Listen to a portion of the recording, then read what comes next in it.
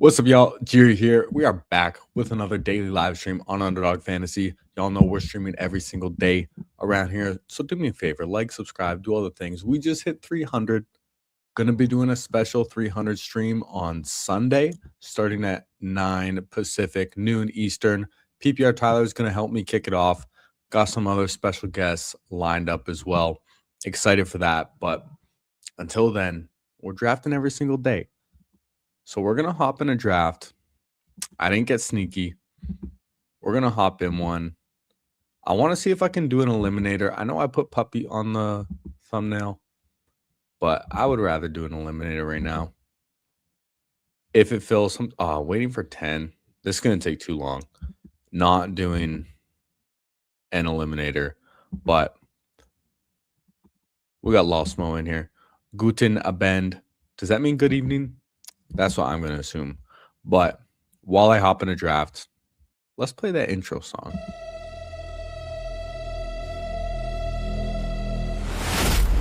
Get ready!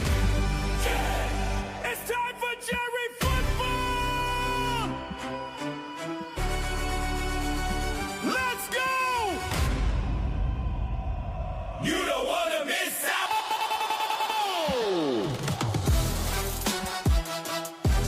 Come on and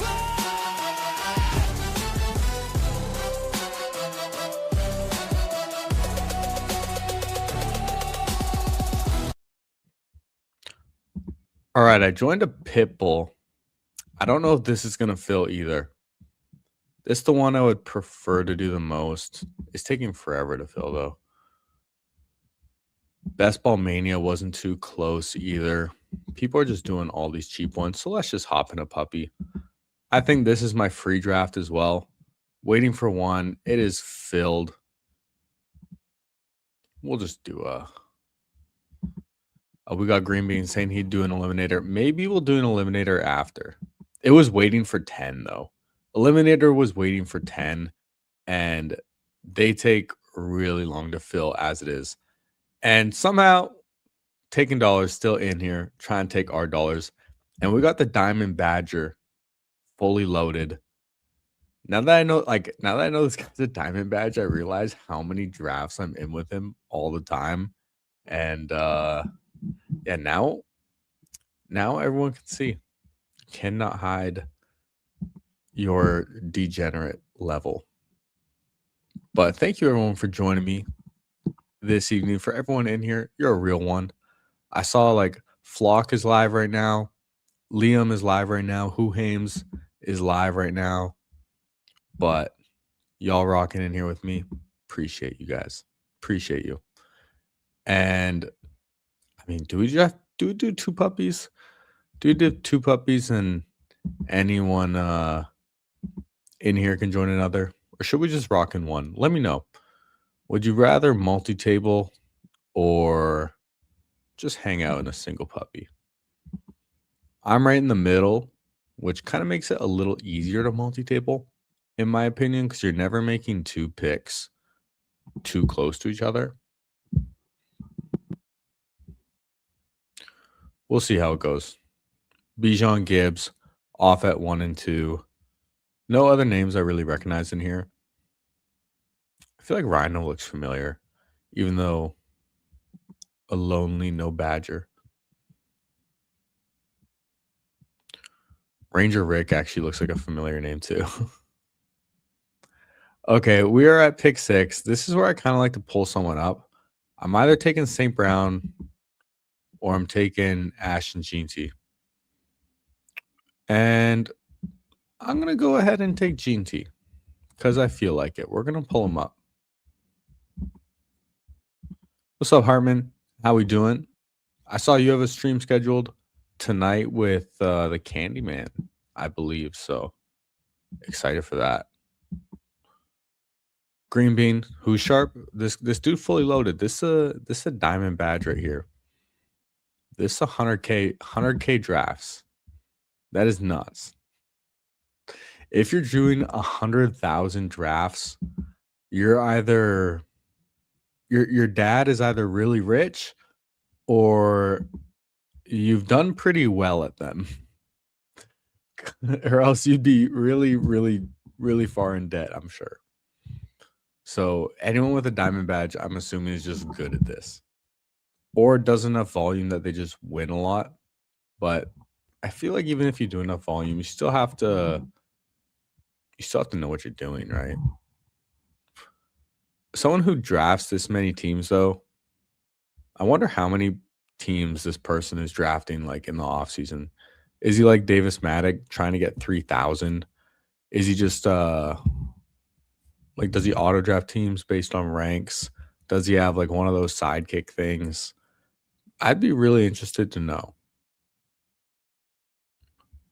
He goes CMC Chase Brown. Maybe we'll keep an eye on fully loaded in this one. The Diamond Badger. Dude is in all my drafts, but clearly he's in drafts all the time. Now, I pulled up GT, and we're getting guys to fall. Achane, Kenneth Walker would be the top 2 at ADP. This is a puppy too, so ADPs are completely fresh. So let's get AJ Brown with Ashton GT because this isn't going to be done much at all. Ashton GT goes at the turn. In this tournament, AJ Brown has never gone at pick 36, 37. If he did, that draft should probably be thrown out in the last like a week. But we'll pair him up here with GT. Letting Achane fall to 20, though, with JSN is a little interesting. 184 pre-draft. I think that's as many as you're able to do on Underdog, at least. Have you considered giving up sex to chase the diamond badge? No, dude. No, man, or else my stream would have been longer last night, but we had to shut that down and take care of real business. It's necessary. We're not chasing any badge. Now the real question is, would you do that for like 1 year or the whole football season to win Best Ball Mania? I think the answer is definitely yes, right? Like a year of celibacy to take down that 2 milli. I think it's a challenge, but I think it would be worth it. Now, am I going to try and win Best Ball Mania without that? Yes. But, if it comes down to it, it comes down to it. Now, taking dollars here at the 1 hole goes Devonta Smith, George Pickens at the turn with Bijan. Very interesting. I actually did a Best Ball Mania last night, I think, where I pulled up Zay Flowers to pick 25 to get Lamar Jackson at pick 48 and stack them up with Gibbs because you're not really getting that any other way. Like maybe rarely Zay Flowers has fallen to pick 48, 49. Maybe there's some drafts like that, but I wouldn't think there would be a lot. Now, if McBride is here, this is a really easy pick. I don't draft a lot of Trey McBride, but this is a really, really easy pick because we have Ashton Jeanty. And this is why it's fun to pull someone up because McBride does fall now, but he's not really falling to pick 36, 37, at least from what I've seen. So this is a nice, fun, unique start. And yeah, very unique for this new puppy as well. Yeah, over $1 million. We're taking the money. I feel like you have to go with the money on that one. You have to go with the money. Now, what if it was like, okay, maybe this is weird stream talk. Now, what if it was like no FAP November, but like no nothing, like full hold your nut for a year to win Best Ball Mania. And what a weirder thing to come in on for Young Moolah in the chat. How we doing, baby? Yeah, hit that like button. But no nut for a year? and win Best Ball Mania? I mean, you'd kind of have to, right? All right, give me Garrett Wilson. Okay, let's get back to business. Let's get back to business. Give me Garrett Wilson, Chuck. He takes Igbokwe, so we get Garrett Wilson on this team as well. Really liking this start. Hopefully we can get someone to fall with our next pick to be a unique combination with Garrett Wilson as well. Getting a lot of guys that go at different parts in the draft board usually. Gene T, AJ Brown, Garrett Wilson, and Trey McBride. Pretty fun start. Yeah, dude, you have to take it, but it would be a real challenge. The question is like, is it actually even possible? Anyways, let's take a look at Fully Loaded's team. He goes Rice, so not afraid of the Rashid Rice. Already halfway through his jail sentence, I'm pretty sure. So who knows, man? Maybe Rice is just a good pick. Or he just does some other dumbass shit and gets himself in trouble again.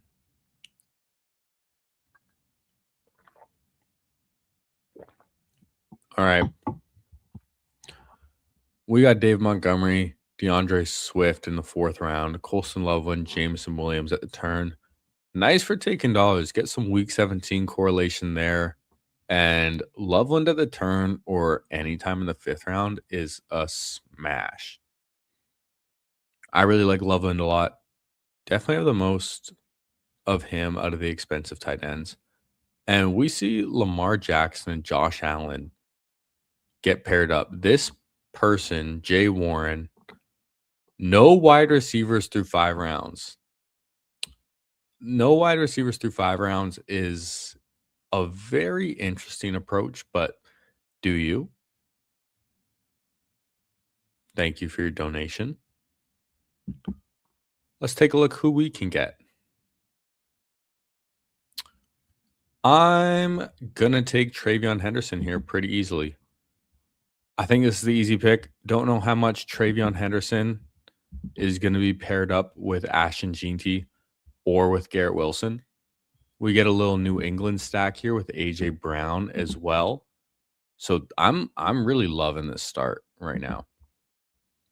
This is a really fun team. Okay, this just reminds me of something. So one thing I've thought about now that I'm streaming, and I fully expect myself to bank these tournaments this year. I expect myself to win Best Ball Mania and the Puppy and the Eliminator. I'm taking home a lot of cash at the end of this year. I guess the start of next year, technically. But if these drafts that I win are streamed, I'm definitely going to go back and check them out. And I would probably just do like a live reaction to them.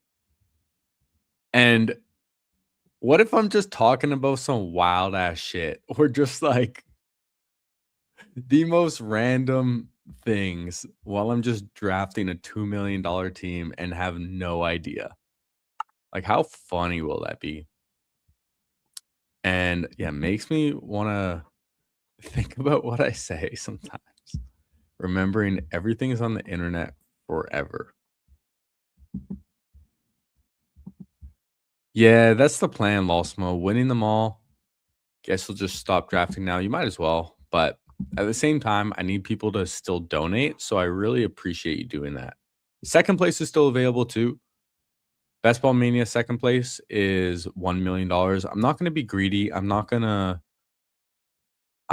take first and second. I'll be happy with the 2 million, and then everyone else can have the rest.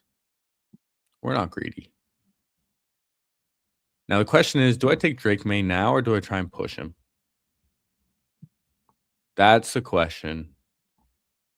Normally, I would try and push him,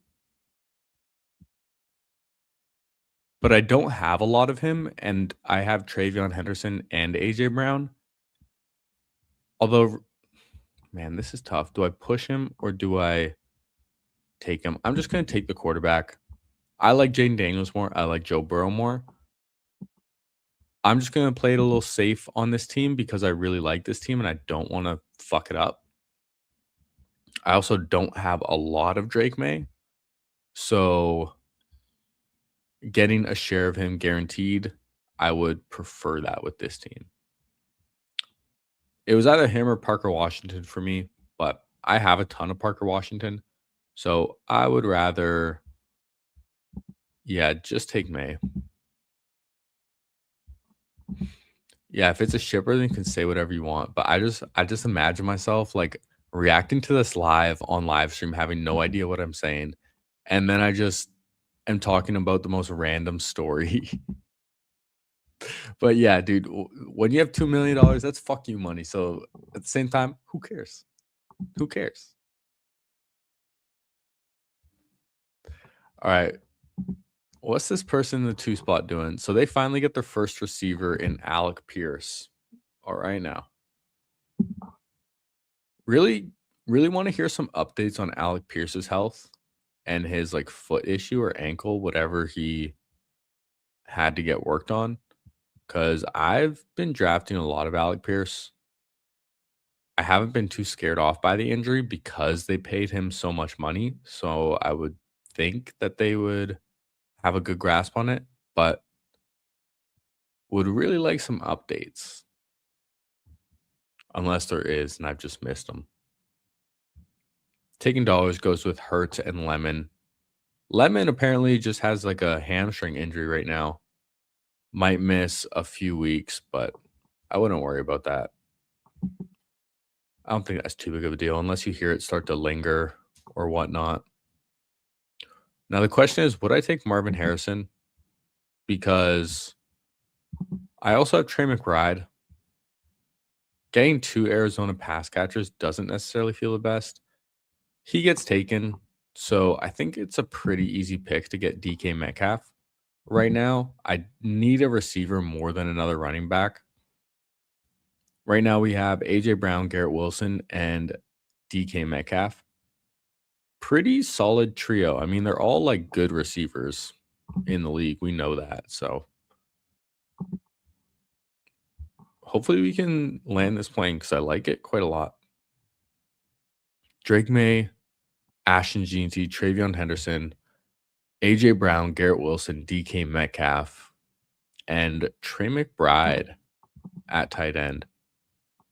Again, I don't draft a lot of Trey McBride, but in a unique scenario where I pulled up Jeanty to 6, taking Trey McBride when he falls to pick 30, definitely a good idea because that's how you get unique teams by pulling someone up. If you just reach for someone like Javonte, well, Javonte and Jeanty, they get paired together all the time. Same thing why I took AJ Brown because this is also a new puppy tournament. So prior ADPs don't matter. So getting AJ Brown in the middle of the second, you're not getting him in the middle of the third in this particular tournament. Maybe when it first opened, but that's what, like a couple percent. Who cares? So with this next pick, I'm either looking at receiver or running back.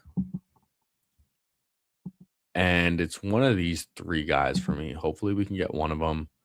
Addison off the board, 2 fully loaded. Michael Wilson off the board. So would I want a Rico Dowdle or Chris Godwin? Rico Dowdle, we could get 2 Pittsburgh players with DK Metcalf. Is that good? Is that bad? I don't know. Chris Godwin gives us another veteran receiver. Well, guess that's what we're going with. Rico gets taken. So I'm going to take Godwin. I do like Godwin. I have quite a bit of him. A little worried about the age, but being another year removed from a terrible injury, he still has quite a high ceiling. He's shown to be like a top receiver in the league for fantasy. You know, he finished like first or second in like back-to-back years. I like Godwin at his price more than Egbuka at his price. That's for sure. And I'm getting back in on Jalen McMillan a little bit more now that he's been falling with the talk of Ted Hurst. I like Kate Otten. I like a lot of Tampa Bay Buccaneers, except Bucky. I did draft Bucky in a BBM a few nights ago, though, when I got him at pick 61. I was at the turn here, and if Bucky falls all the way down here, sure, I'll take a shot on him because he's never really getting drafted there. And in order for that to be like a pick that's not unique, he would have to start going at pick like 84, 85, which I don't really see unless he gets like further injured or just the absolute most bearish news. We got Fantasy Dog in here, number 11. Like, we got 11 people in here. Appreciate everyone that's hit that like button. And I'm already sure everyone in here watching right now is subscribed. I don't even need to question that. I think I'm just going to take the falling dart. Or do I take Gainwell?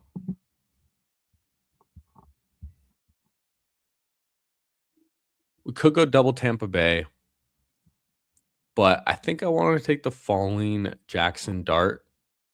Even though he is falling a lot recently, the reason I would consider pulling up Gainwell is his ADP, prior ADP, does not matter anymore. And could have got the double stack with Chris Godwin and then looked for Baker Mayfield on the way back, quite possibly. But ultimately decided to go with Dart just because I have Drake May already. And I kind of want the higher ceiling of Dart than Baker when I already have a really good quarterback that I'm leaning into. And hopefully Gainwell just falls back to us. I would doubt it, but there's also other running backs here, and receiver is still on the table for us as well. Yes, sir. How we doing? How we doing? Gainwell does go. So I'm looking at Drake May, Jackson Dart, Ashton Jeanty, Travion Henderson, AJ Brown, Garrett Wilson, DK Metcalf, Chris Godwin, and Trey McBride at tight end. Very, very unique team. Baker Mayfield does get taken. So now I'm really happy that I took Jackson Dart, because if I took Kenneth Gainwell, then my whole plan would have been get Baker on the way back. But he gets taken anyways, not even by the guy who took Gainwell. So do I just consider leaning into New England even more and getting Romeo Doubs and then hoping just one of these running backs comes back to me? Romeo Doubs is a guy who's falling, but I like him a lot more than Casey Concepcion. I do like Jaden Higgins. I have quite a bit of him. I haven't been drafting Romeo Doubs because I was, oh, well, fuck, dude. Never mind then. My goodness. Let me take JCM. Right? I don't know. We'll keep getting these second-year guys. Fuck it, dude.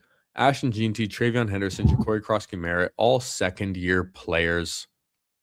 So that is the theme of our running back room so far. Any other second-year guys? I mean, there's a ton. Woody Marks. Woody Marks might as well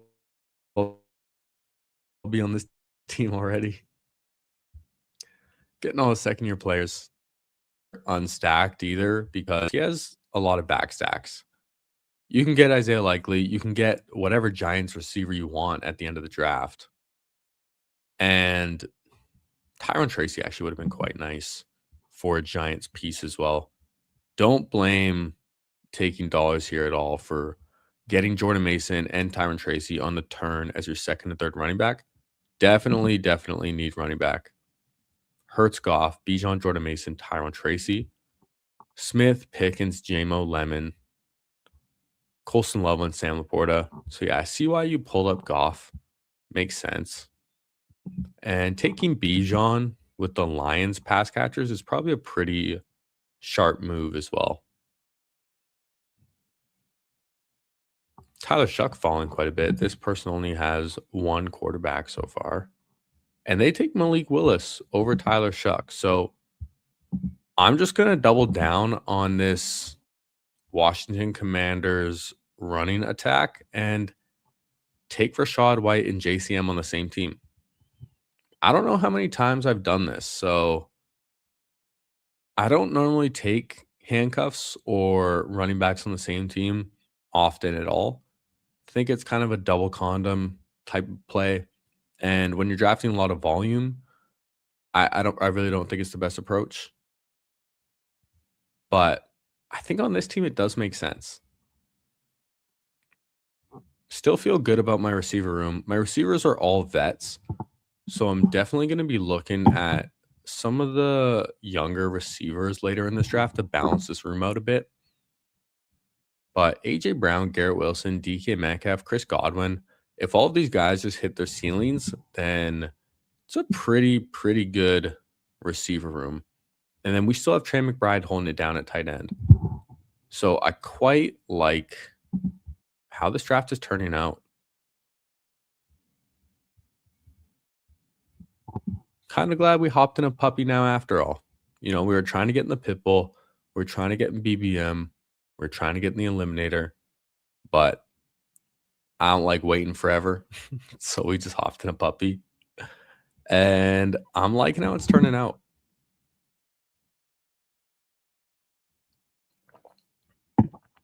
I actually like pick 6 a lot more when you do something like this, like pull up Gene T.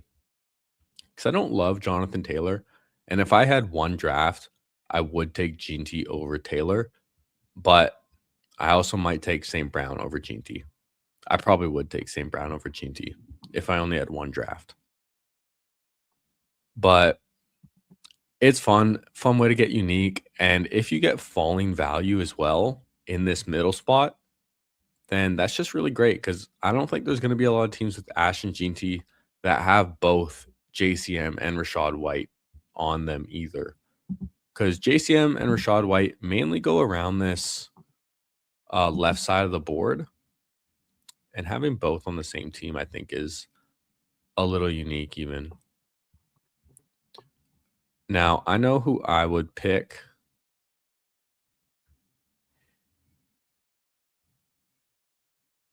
We'll see what Chuck does. Takes Darnold. I'm going to go ahead and take Travis Hunter. I don't have a lot of Travis Hunter, but with the receiver room that I have, let's take a young, very boom bust player. I think we can afford it. And it's also a little week 17 correlation with the 2 running backs that we just took. So let's go ahead and snag that up. Plus, when I still need to add a lot to my receiver room and I can afford a really late tight end, having Jackson Dart here feels good because he has a lot of players available at the end of the draft, kind of regardless. You can get your choice. Is this an Odell team? Maybe. Dude, this is definitely an Odell team. Another old head? I have to, right? Dart is a second-year guy, kind of not a running back, though. I mean, he's definitely not a running back. He's a quarterback. He does fit. Oh, yeah. I was saying second year, all second-year running backs. That's what you're talking about. Like Woody Marks. Dart, another second-year player. There's a lot of good second-year players for fantasy this year. And it seems like there's not a lot of good rookies. So I'd rather be betting on the second-year guys than the rookies this year. Quarterbacks are falling too. Really don't need a third. If I want to get a third, I would take like Geno Smith at the end of the draft if he fell like crazy. Really tempted to take I do need a running back. I need a receiver. I need tight end. I think receiver here is the move. And getting a spike week guy like Trey Tucker. Or no, let's take Juwan. Never mind. We got stuck with the tuck. But hey, low correlation with Ashton Jeanty as well. I didn't realize. Wow, this is actually makes me like this team a lot more. I just realized Vegas and Arizona week 17 correlation. And I don't like Arizona Cardinals for the whole season, but for the week 17 matchup, it could just be one of those shit game blowouts where like both teams suck. Both teams kind of want to lose because they want a better pick. But the players want to win. So they play hard, get a lot of points.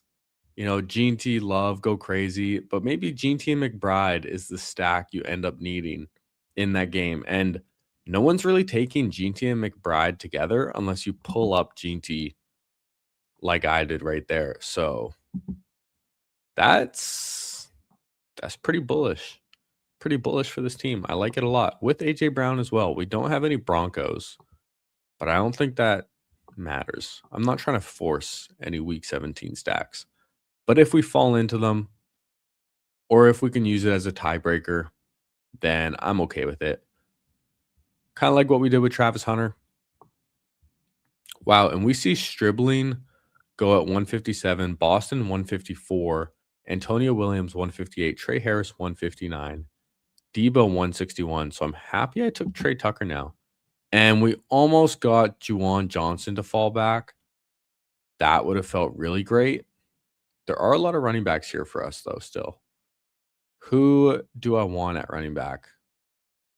I've been finding myself just taking a lot of Tajay Spears here because I think the Tennessee Titans might have one of the more improved offenses this year. They didn't add any running back competition except Nicholas Singleton, who was like a 5th-round draft pick. And I don't think Tony Pollard's going to get, 80% of the touches. So Tajay Spears might be like a little sneaky pick. And if they're in trailing game script, Tajay Spears, great pass catching back, could just, be a good pick down here. Tyler Algier is another Arizona Cardinal we could consider. I don't know how to feel about Tyler Algier because he's not bad. He got a big contract, but they drafted Love at pick 3, and they have one of the hardest schedules in the league. So you're a backup running back who's going to be in trailing game script, but you don't catch passes. But you might fall in the end zone a couple times, and you're not explosive on the worst offense in football. I don't love that. I really don't love that. But I do take him. Just because it's like, this is handcuff range, right? Like, if anything happens to Jeremiah Love, then he's just a good pick again. Or at least better. He's still on a shit team. Question is, would this be a Zach Charbonnet team? I don't find myself drafting Charbonnet ever. But I have 5 good. You know what?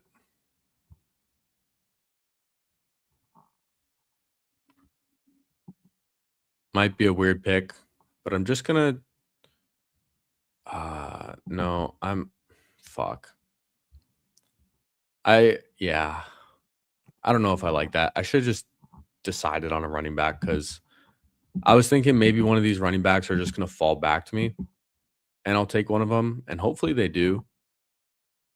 But I just couldn't make my mind up, so I took a tight end. Not the right decision, but hopefully one of these guys can come back to us. That would be preferred, or an Alvin Kamara, maybe something like that. What's up, Hallie? How we doing?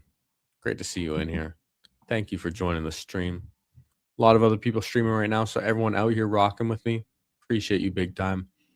And for those who didn't hear at the start, gonna be doing a special 300 subscriber stream on Sunday with some fun guests. Gonna be going for at least 300 minutes, which is 5 hours. 300 minutes, 300 subscribers. I think that's pretty fun. Not too overwhelming either. So would love everyone to come out for that. Gonna be starting in at 9 a.m. Pacific, noon Eastern. And PPR Tyler is gonna kick off the show with me. We're gonna be kicking it off together at 9 Pacific, noon Eastern. And we'll keep the rest of the guests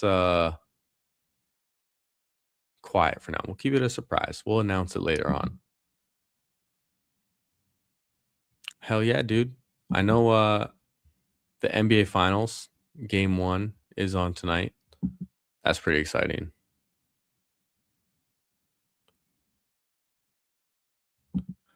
Yeah, Nicholas Singleton, I don't know how to feel about. He got drafted really late. He's falling in this draft. I did draft a lot of him in pre-draft. I'm gonna go ahead and take Alvin Kamara. Why? I saw a clip of him at practice. And really the only reason I think he would be a bad pick is if he retires. Even if he's not like his normal role, which obviously I wouldn't expect, if he's just like catching some passes and gonna fall in the end zone a couple times, pretty good pick. If he gets traded and actually goes to another team and doesn't retire instead, pretty good pick. So I think it makes sense as well. All of our running backs are young. Get an old vet at the end.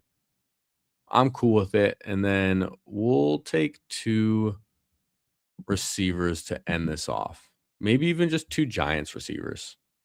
I don't think that's a bad idea. Because looking at the guys down here, like, they don't excite me that much. Darnell Mooney just got taken. Maybe I take a Malachi Fields on this team. And I'm definitely taking Odell on this team. This is 100% an Odell Beckham Jr. team. When we have old guys like Chris Godwin, and DK and AJ Brown, even though like DK can't be that old, right? But this is an Odell Beckham Jr. ass team.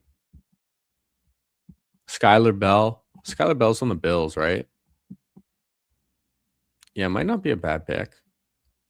I mean, I haven't been drafting Khalil Shakir, so maybe Khalil Shakir is just not healthy, and Skylar Bell takes over in the slot. That could be pretty good. But I kind of feel like going just double Giants. Jerry Judy's still here, and Jerry Judy, I mean, is he going to get more points than Malachi Fields? Almost certainly. You know what? I'm just going to do that. I'm going to take Jerry Judy just because he's going to get more points, probably than Malachi Fields and Odell combined, even though he sucks. In round 17, it's okay. Maybe Travis Hunter isn't even playing receiver. Who knows? So our team so far, also, I'm taking Odell over Malachi Fields. Chris Brazzell still there? Yeah, Brazzell's still there. Brazzell's not bad at the end.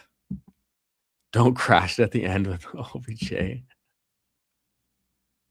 Jerry Judy. Yeah, we out here, man. Don't crash at the end with OBJ. Is that team suicide taking Odell?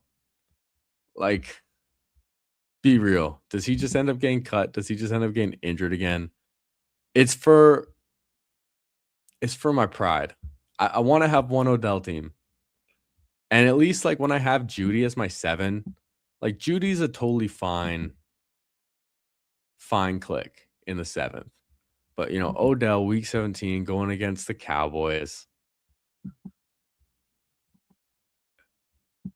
You think he's there to retire? I mean, he could. I don't know though. Malachi Fields got taken though, so dude, I don't know, man. Even if he retires, he's there. He's on this team for the vibes. All right. The last season he played, he got 10 points. All right. Who was that for? The Ravens? Did he last play for the Ravens? I'm pretty sure, right? He actually looked pretty good on the Rams. I think this was the Rams season 2023 when they won the Super Bowl. Was that? No. 2023 wasn't when the Rams won the Super Bowl, was it? I want to say it was like 2020 or 2021. Anyways, let's go ahead. We're going to take Odell Beckham Jr. And we haven't done it for this yet, but we're going to get the jersey. We're going to make a run for it.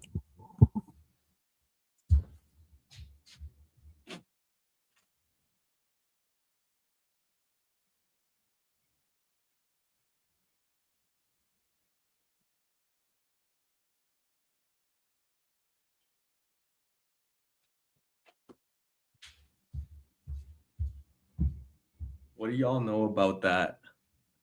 About that New York Giants Odell Beckham Jr. jersey? What do y'all know about that? We've had this for a long time. Yes, I am a Lions fan. It was a gift, okay? It was a gift.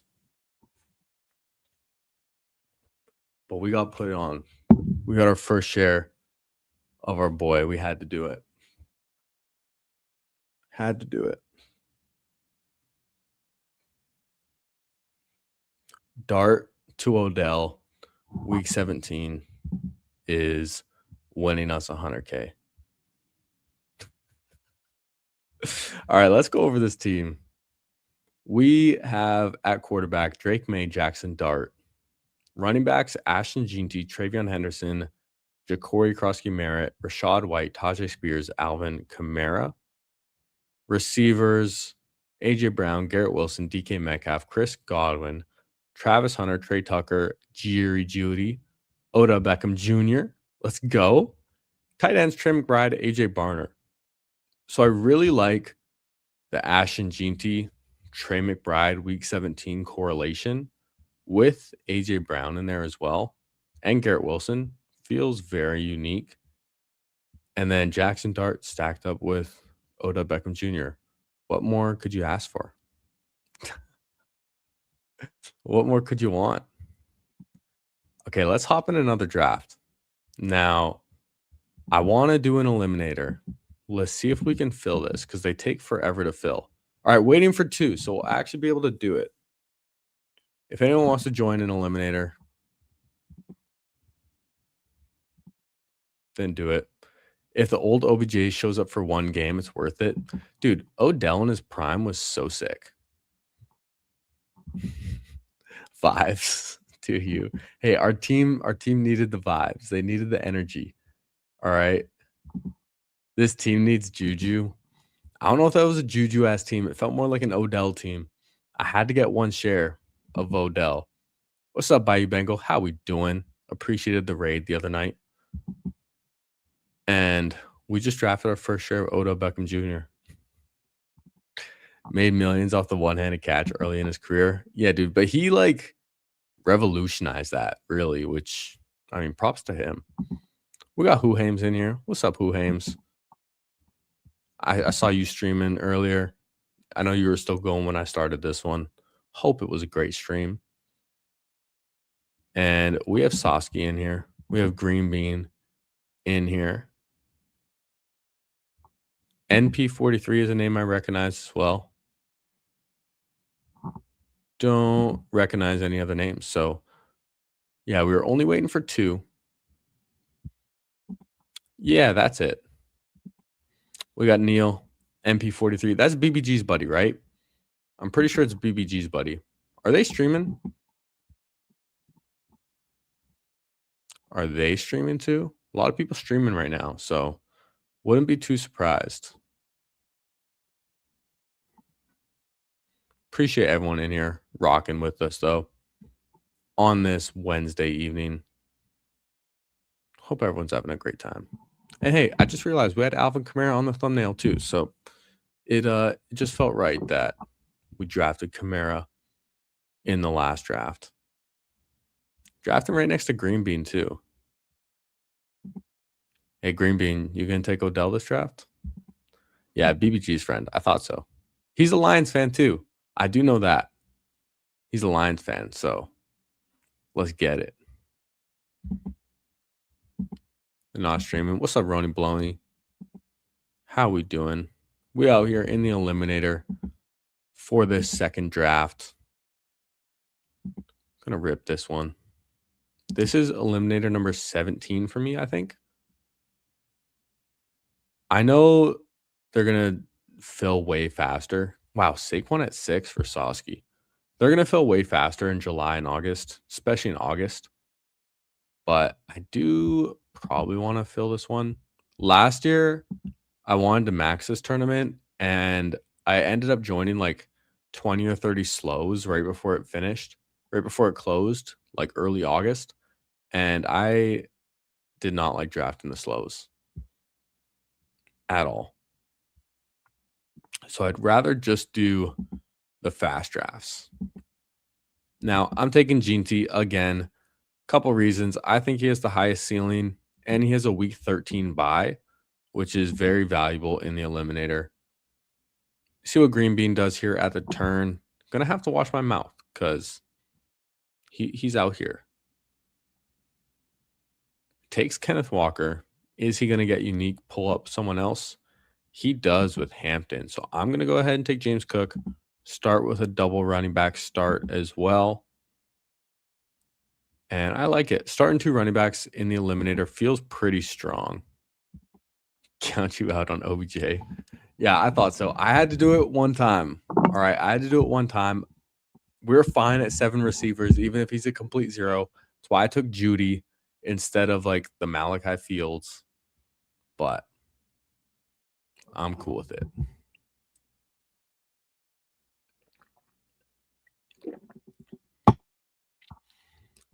What's up, Brett? Neil is awesome. Ball knower as well. Hell yeah, dude. He's a Lions fan, so clearly knows ball. And at least he's on this side of the board, so not going to be messing with our draft at all. Much prefer that. And in the Eliminator, half of us are going to advance anyways. Half of us are going to advance, so there's room for all of us. There's room for Neil. There's room for Sosky.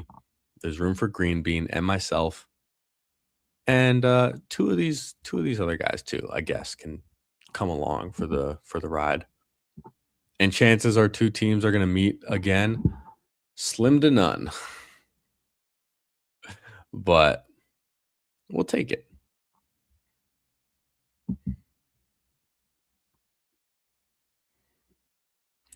All right, looking at this draft board, Achane goes at 21. Wow.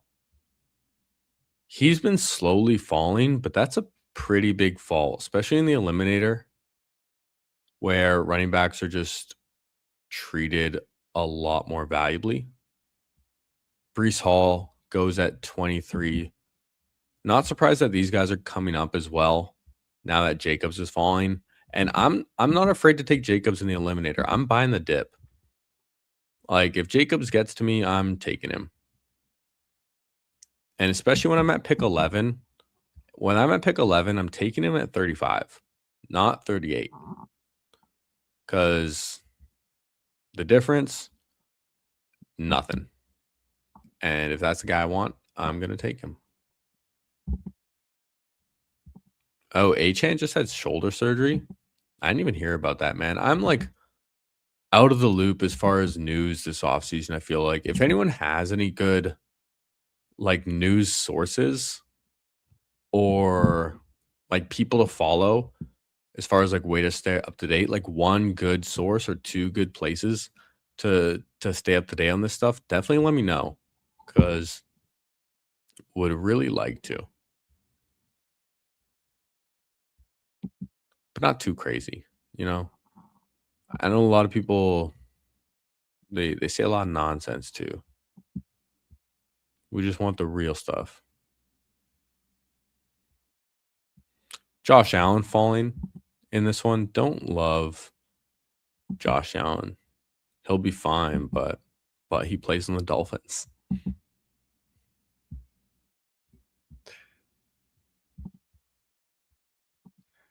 Adam Schefter, So even these like just TV people, pretty good. We got Zero Fucks in here. How we doing? Zero Fucks, another guy seeing all my drafts. You probably noticed too. I do a ton of drafts off stream as well, and Zero Fucks is always in them, it feels like. Now, I'm not touching Malik Neighbors in the eliminator. Do I want I mean, I'm taking 2 receivers here, right? I have to. Tempted just to keep taking the week 13 buys, something I've done before, and I think I'm gonna keep doing. Do I want Zay Flowers or do I want Garrett Wilson? I'm gonna take Zay Flowers first. You might think it's bad to have multiple week 13 buys this early in the eliminator, but if I make it to week 13, I'm pretty happy. And maybe we can just get lucky and play another team that has a lot of week 13 buys. So I don't hate that strategy really. Can get some week 14 buys as well, but the week 14 buys teams aren't too strong. Now I'm tempted to go David Montgomery. I do like T-Mac. Came up on the injury report a little bit.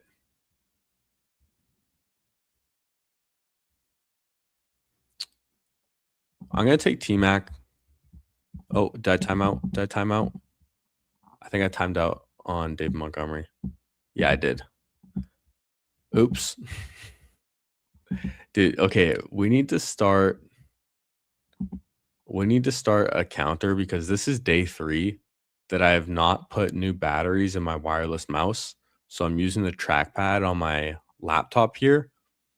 And so I don't move this mouse around nearly as fast or click on things. And that's kind of what's fucking me up because I'm just using one hand too. I should have 2 here ready, but yeah, dude. Oh well. Yeah, can't hide from Zero. He's out here grinding. Always see Hoodie in the pause. Queue up all the Lions guys in Loveland. Yeah, dude. I do like my Lions. I do like Loveland. Great bring back as well. Zero is your new FK coolers. Coolers in yours. Dude, okay. I don't even know if this person watches content or is in streams or anything, but the one name that I've seen in my drafts more than anyone, I'm gonna put it in the chat. Is Blitzology. Does anyone else see this guy in like all of their drafts? I'm pretty sure it's Blitzology. This dude is in all my drafts off stream. Late night ones especially. Not so much this year, but I swear last summer that dude was in every single draft. What's up, Fantasy Football Garage? How we doing? How we doing, Candyman? Love the no glasses rebrand we got going on. Yeah, Blitz is always drafting. Now with these new badges though, we can really see where you're at. Like not everyone just has a red badge anymore. Now we got all the tiers. So, hey, like fully loaded in our last draft, I see that guy in all my drafts too. But now that I know he has a diamond badge, it's like, okay. All right now. I like it though, man. I was thinking they should have like more tiers of badges and stuff. The Indiana Bears. Yeah, dude, I heard that's happening. Very interesting. Cash Rich or whatever his name is the real grinder. That name doesn't sound too familiar, honestly. But I feel like if I saw it, then I'd probably recognize it. I don't get in too many late night drafts, unfortunately. Hoping tonight, though. Good luck, man. Because I'm on the West Coast here as well. So on the West Coast, when you're drafting late at night, there's a lot less people drafting late at night. Because if it's midnight on the East Coast, it's 9 p.m. over here. And there's going to be a lot more people on the West Coast still drafting. But at like midnight on the West Coast, a lot less people. So I think you run into a lot of the same people more often as well because there's just less people drafting. Drafts can take like 15, 20 minutes to fill sometimes. So it doesn't surprise me too much. Now we're just about on the clock again. Do I want DJ Moore or do I want to get Toot Toot? Toot Toot, not a guy I have a lot of, but I need a receiver more. We have James Cook as well. Kind of surprised this guy with Josh Allen didn't take DJ Moore. Barnaby. I'm like kind of wanting to take a little more Toot Toot. I have a lot of Chris Rodriguez and news about his potentially having a foot injury. Not that great to hear. So let's take a share of Toot Toot in the Eliminator. He does have another Week 7 bye. So that's 3 players we have with Week 7 buys. Probably want to be done with that bye week because Week 7 is still pretty early. At least Week 13 is really late in the contest if we make it that far. But probably want to be done with the Week 7 buys aside from possibly a quarterback. Something to keep in mind. I don't think you need to go too overweight with the bye weeks in the Eliminator, though. Like, I don't think it needs to be the only thing you consider. Like, oh, I can't draft this player because I have one other person. I can't draft this player in round 6 because I already have 1 or 2 other people with this bye week. Like, the biggest thing you need is luck in the Eliminator. More than anything, it's 17 weeks of pod luck. Sinjiri and some 2 a.m. BBMs, not gonna lie. Dude, that's when I'm working nights. All right, that's when I'm at work and I have like an hour of free time and it's 2 a.m. and I'm like, dude, what better way to spend your time than hop in a fucking draft? Maybe there's some other people working right now. Maybe there's some other people, just like hanging out drunk or just get home late or something and want to rip BBM. Who knows, man? So yeah, we out here. Out here in these 2 a.m. streets sometimes. I think there's a little edge to it because if you're like coherent at that time, then I think you have a little edge over some people. People get wild in those ones, man. He's a real grinder. Seen him in Pete's chat, but that's it. I see. No badge is elite. Yeah, Senka has no badge. You can't judge a drafter based on his badge. All right.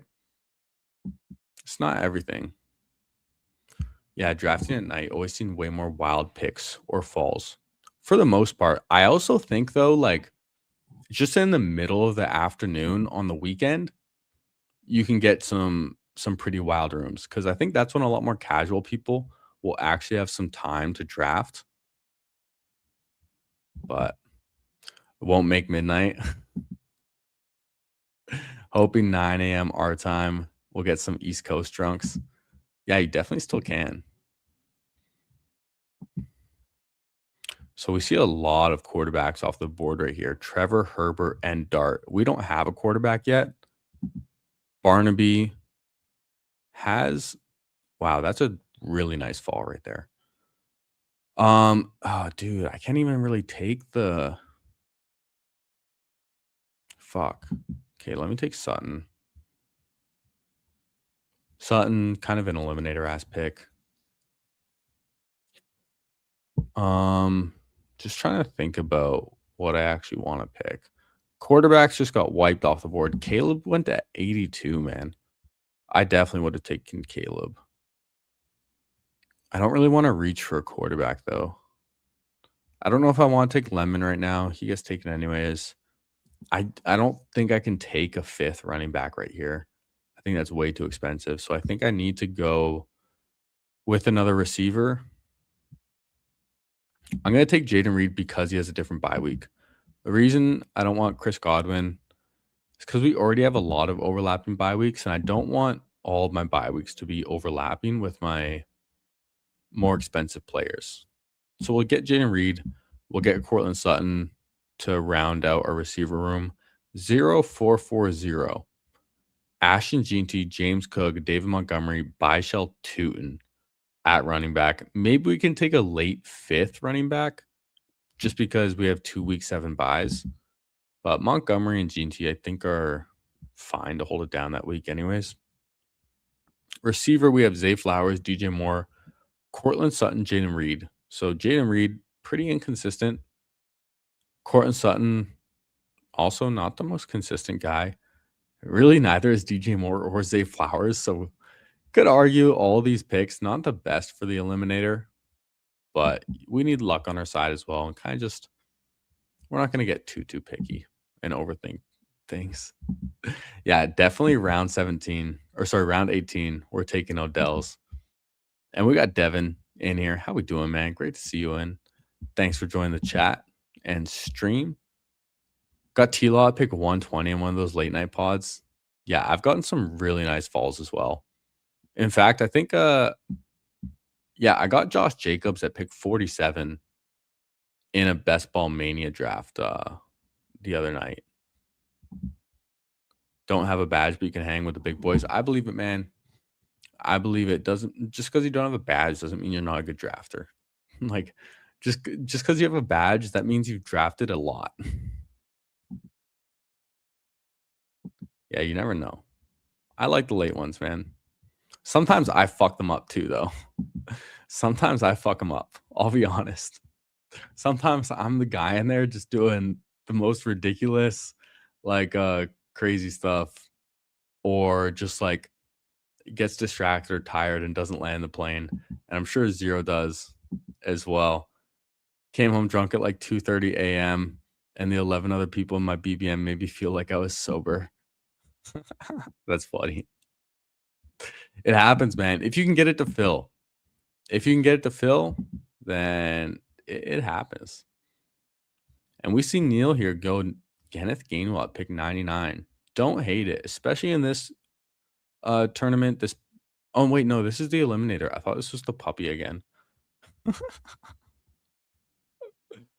Oh boy, we should remember what fucking tournament we're in. My goodness. All right, Sasuke goes JCM. We are seeing the running backs go higher in the eliminator. Makes sense. I have 4. Probably looking at a 5th later. We'll see, though. Always got to land the plane. Anyone can draft well for 8 to 10 rounds, but the ending is what matters. Yeah, it seems like almost every year there's like one guy or 2 guys late in the draft that really make a huge difference for yourself. Now, I like Michael Pittman, but we definitely need the quarterback. We're taking Bo Nix with Cortland Sutton. That's an easy pick for me. We'll see what Green Bean does right here. Has Joe Burrow, Kenneth Walker, Omarion Hampton, Kyle Monangai, T. Higgins, Garrett Wilson, Carnell Tate. Okay, he takes Jordan Love. I would have wanted Jordan Love. Could look at another quarterback as well. Could look at another running back. But I'm actually just going to take Michael Pittman right here because I feel like I still need to catch up at receiver. And he's someone that I feel like gives me stability. Plus, opens up a late Aaron Rodgers for us. Even though Aaron Rodgers doesn't go too late anymore. I've seen him go in the 150s pretty often. Sometimes I'll draft on purpose for 6 rounds and come back to challenge myself. Draft auto. I actually did that in the BBM the other night. I showed it as well, but I literally did that.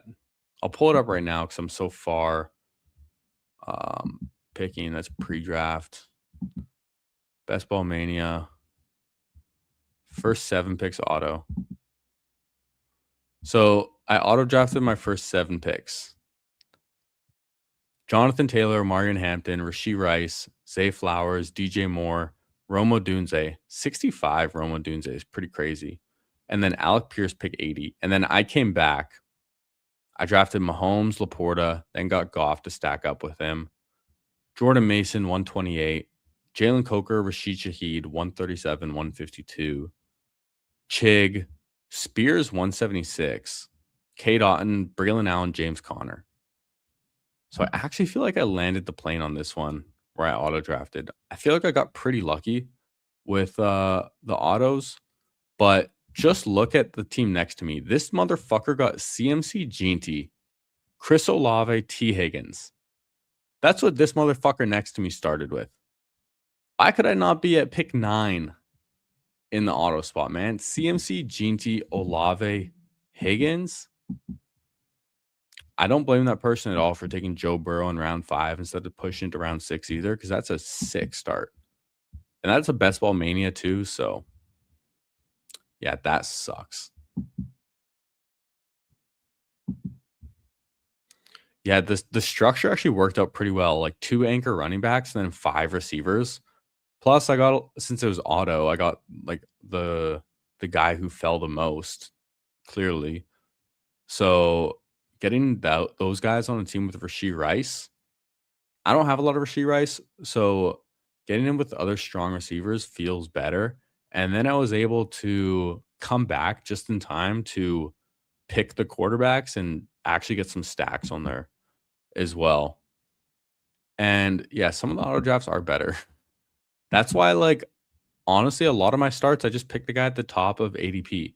This one, I took Gene T over James Cook, but then James Cook fell back. So pretty easy selection. We're just going to take the guy at the top. Now, I need quarterback. And this is the eliminator, so I don't want to mess around too much. Stacks aren't the absolute most important thing in this.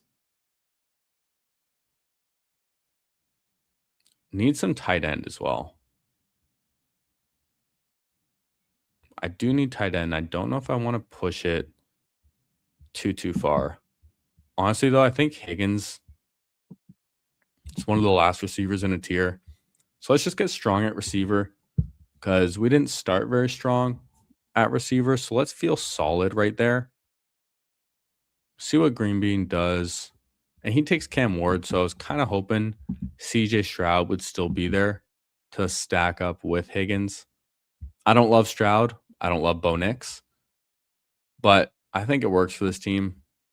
And then, yeah, we'll see what we can do with our next pick. Need to land a plane at tight end. This could even be a 4 tight end team, though.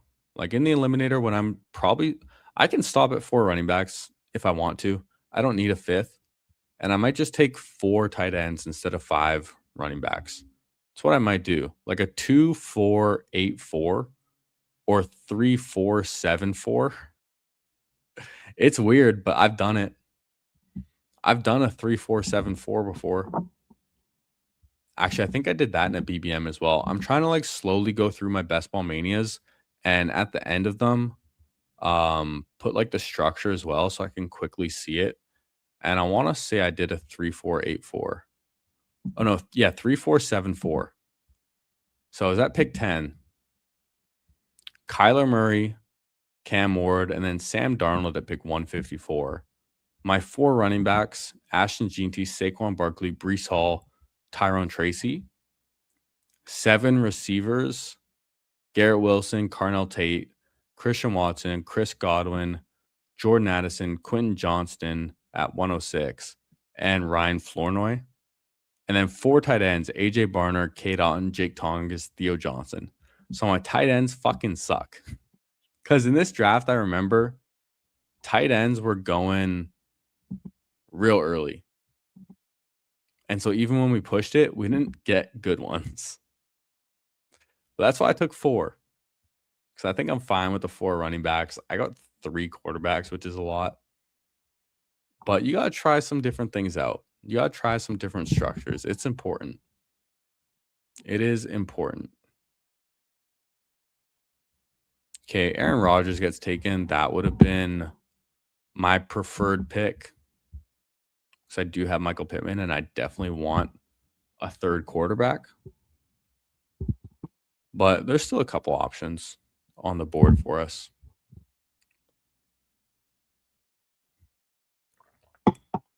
Travis Hunter, Kenyon Sadiq off the board.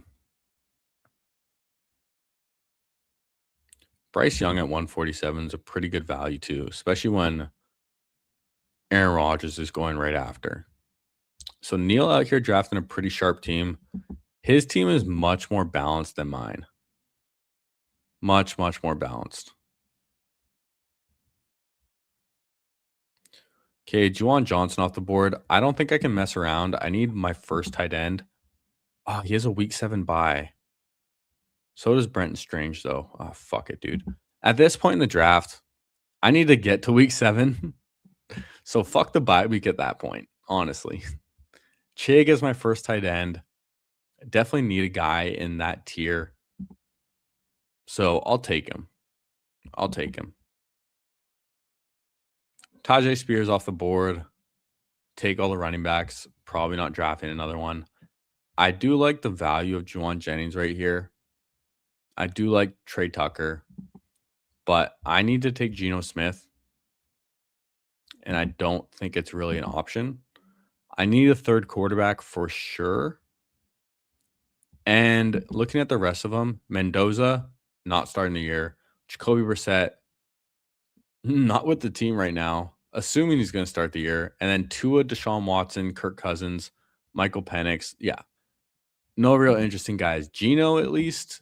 Geno's going to be the starter and probably the starter for the whole year, especially because the only real threat to his job was Russell Wilson potentially signing to the Jets. But with the news that he's officially retired and going into broadcasting, then Geno Smith, no real competition. And I don't remind me if I'm wrong. I don't know if any other free agent quarterbacks are still lingering around. At least ones that have potential starting capabilities. So Geno might not be a terrible pick. And this is the eliminator as well. So getting someone unstacked, totally fine. It's a long season. Derek Carr, yeah, maybe. Derek Carr also said he wanted to only come and play for a contender, which doesn't really make any sense because contenders usually have a quarterback. So maybe if someone goes down in the season, I could see Derek Carr going there. But he hasn't played football in a few years. It's been a few years, and he wasn't that great when he was playing football. So at this point, I would probably just think Geno Smith is a better NFL quarterback than Derek Carr because he's been away for so long. And it's June now. I feel like if Derek Carr was gonna come back, you'd probably want to be at least with the team in June. Fantasy football community is pretty bad at predicting benchings and who will start all year. Yeah, we're terrible at everything. Let's be real. The fantasy football community sucks at everything. But that's literally just the game we play because it's impossible to be right about everything. So everyone's going to be wrong, but everyone's going to be right about a little bit too. So we always have something to talk shit about, and we always have something to celebrate about. It's a sick game we play. And psychologically, that's probably why we all love it so much. But as far as the quarterback position, there's really no point in taking a potential backup quarterback because what do you get when you really win? Is it unique? Sure. But how many points are they really getting? Are they really separating from the competition? I don't know.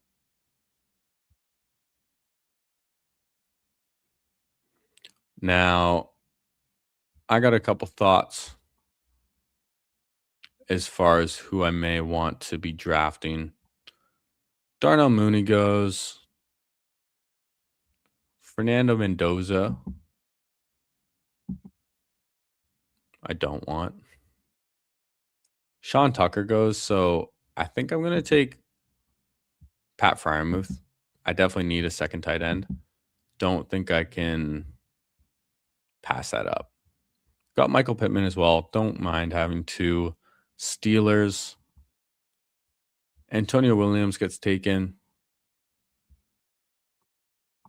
Rookie's not going to be as valuable in the eliminator, but at some point you still need upside. And then Mike Washington. I'm going to go ahead and take Alvin Kamara. I don't really think I need 4 tight ends. I could probably stop at 7 receivers if I want to as well. So in the eliminator, let's get another running back. I know we're repeating bye weeks. We have 2 week 8s. We have 2 week 7s. It's not optimal, but we need luck in this tournament and you need uniqueness. Well, I don't know if you need uniqueness. 'Cause it's a lot. It's really just random who you end up getting paired against, but doesn't hurt to be unique ever. So we have Bo Nix, CJ Stroud, Geno Smith. Not going to force a stack with Geno Smith. It's really not necessary. Running backs, G.T. James Cook, Dave Montgomery, Bijal Tootin, and Alvin Kamara. Alvin Kamara feels like a pretty good pick in the Eliminator, unless he just straight up retires. Receivers, Zay Flowers, DJ Moore, Cortland Sutton, Jaden Reed, Michael Pittman Jr., and Jaden Higgins. And then tight ends, Chig and Pat Freiermuth. I'm cool with it. I like this team. We definitely need some luck at tight end as far as when we get touchdowns. And our receivers a little bit too. Honestly, our quarterbacks suck. I don't know if I like this team. I take it back. It can be okay if we can survive the bye weeks. Like it started off good. G&T James Cook is a great start. And at least I feel really good about my running backs. And hopefully that can carry us with our receivers spiking at the right time. And then tight ends can be somewhat serviceable. That is the hope. So probably going to be drafting one more receiver, one more tight end. Yeah, injured guys like this, Zach Charbonnet, he should be going undrafted. Maybe round 18 if you really want to. But what's the point? And I don't understand why Kittle is going as high as he is in this. Like maybe you can survive. Actually, no, he went 140. Okay. I've seen him still go in like the 120s before. He definitely should be going a lot lower in the Eliminator as well. So I'm looking at wide receiver and tight end. What position would I want to take first? I probably want my choice of tight end. And I'm either looking at Greg Dulcich, Jake Tongas, or Terrence Ferguson, or Mike Gesicki. Definitely one of these guys.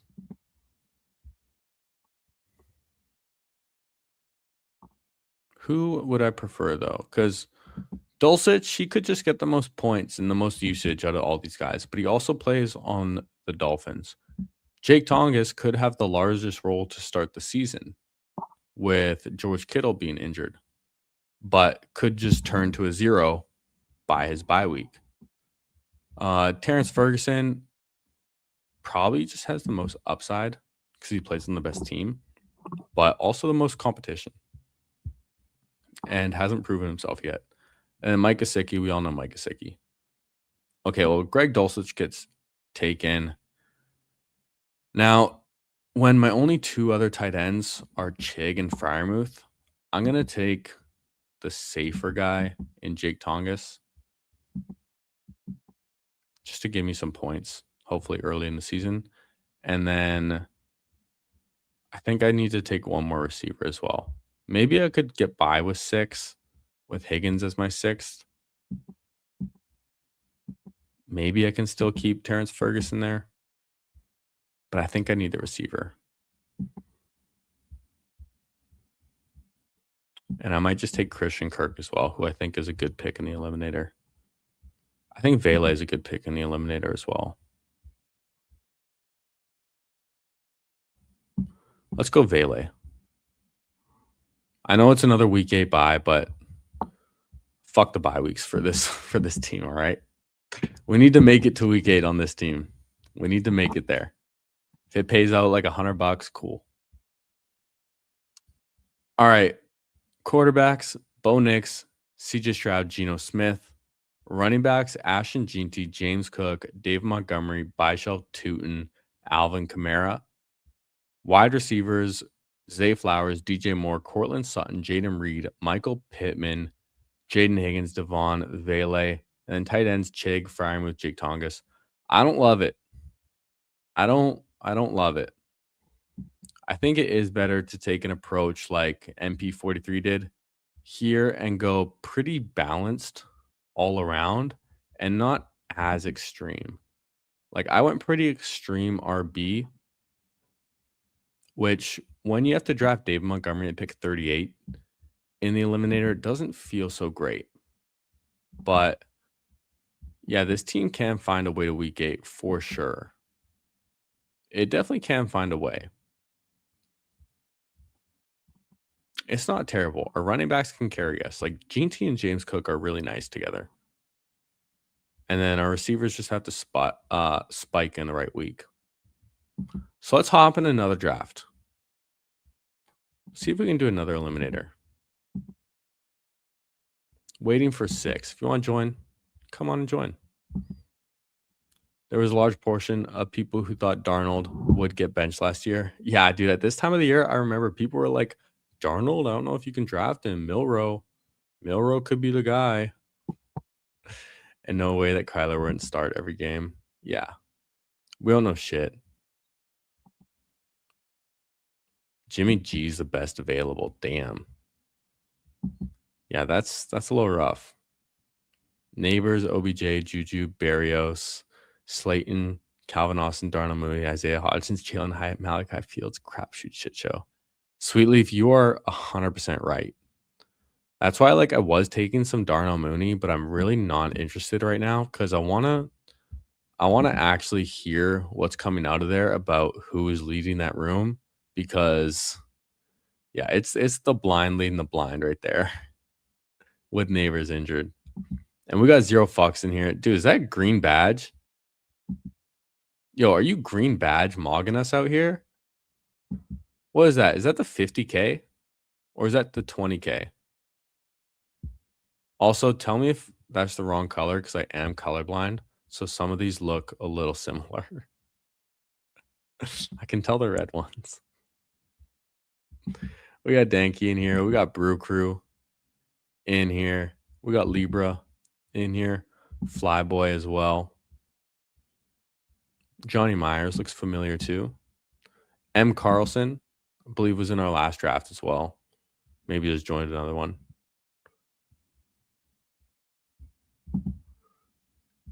Yeah, I think Zero joined this one on purpose. Those are just camp bodies. Yeah, for the Giants, it'll be really interesting to see. I don't know if I'm going to be drafting a lot of them before we actually get some news. Except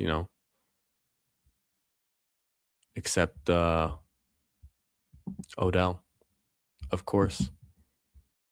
First eliminator for Brett. Let's go. It is 20K. All right, road to 100. Damn. I'm going to guess you do the dailies as well. And then maybe some NBA or other sports.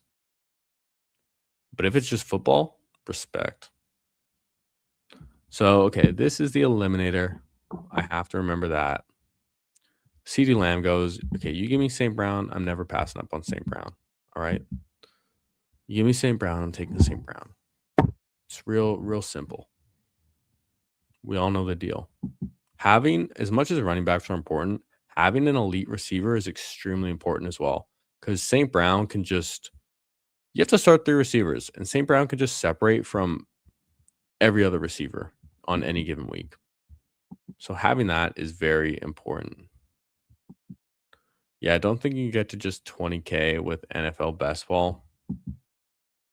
Had a stretch of doing NBA, some MLB, mostly NFL dailies.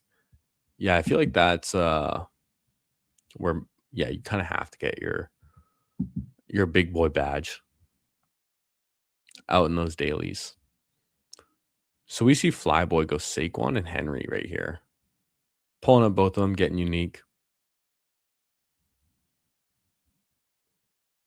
John Myers takes a falling Gene T with James Cook. So same start we had, just in the opposite order of the last draft. Kenneth Walker gets taken. If I had one draft to do, I would take Chase Brown over Hampton. But this is the eliminator, and Chase Brown is the same bye week as St. Brown. So we're going to pass on the Browntown today, and we're going to take Hampton for the week 6 and week 7 buys. Now, I'll be back in just a moment. I need to get more water because my throat is getting real dry.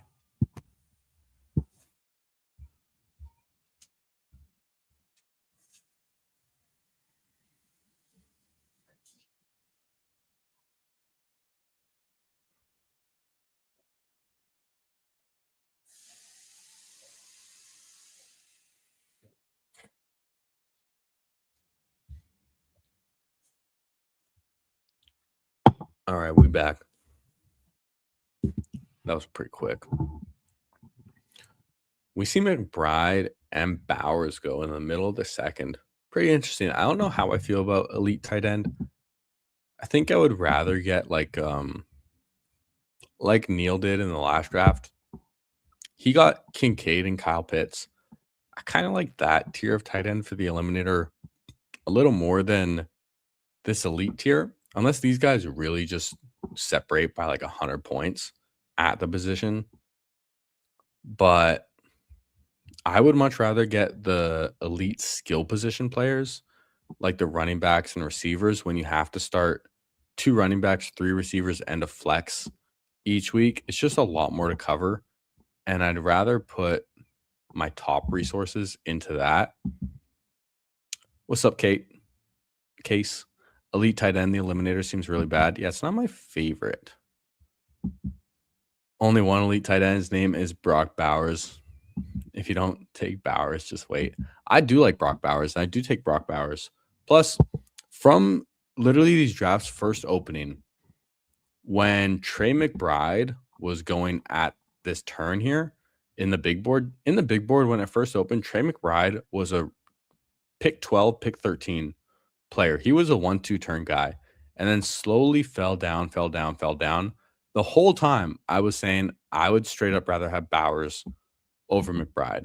When Bowers was going end of round 2 and Trey McBride was going end of round 1, I was still Bowers over him.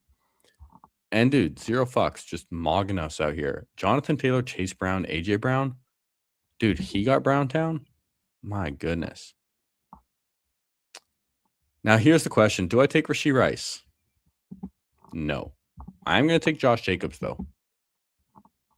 I like betting on Josh Jacobs in the eliminator.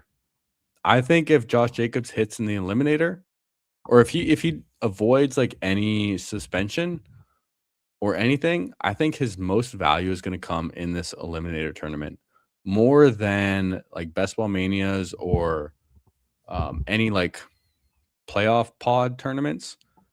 I think Josh Jacobs' fall, if he doesn't miss any time, is going to be the most valuable in this for sure. Just getting those secure points from an RB1 in a tournament where running back is more valuable, I think is really, really good to do. So I'm going to be looking at a receiver. Now, we didn't take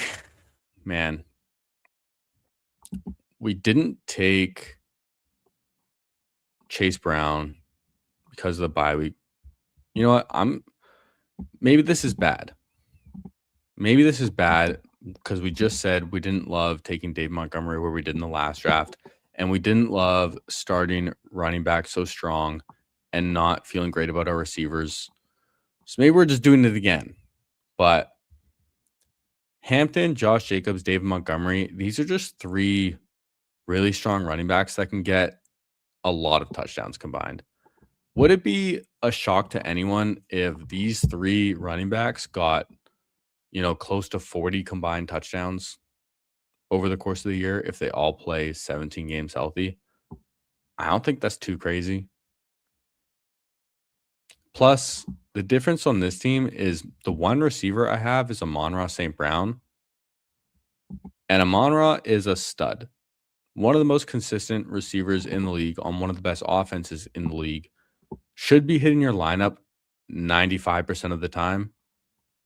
So having that wide receiver spot secured and then having my 2 running backs and flex secured almost every week with all different bye weeks feels good in the eliminator. because receiver values can fall. And we didn't get a lot of receiver values falling to us in the last draft, but maybe in this draft we'll get some good receiver values to fall to us and it'll pull this team together. Yeah, like Luther Burden at 48. I've gotten Luther Burden at that turn in the eliminator as well. And I actually got Luther Burden at pick 48 in a Best Ball Mania the other night. Maybe I'll pull that team up. Dude, the last like few nights from like May 31st, like the last like 3 days, I've drafted probably 10 BBMs. Why? I don't know. I was just binging them. I just wanted to draft BBMs. Felt right. Maybe I binked one of them. I would hope so. But I think I actually got some pretty sick teams in there. Okay, every piece of me wants to take JMO.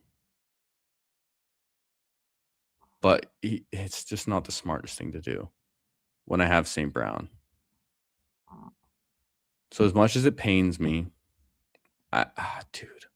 No, fuck it, dude. I don't care. I don't care. I'm taking St. Brown and JMO on the same team. Fuck everyone. We're doing it. I don't care. Well,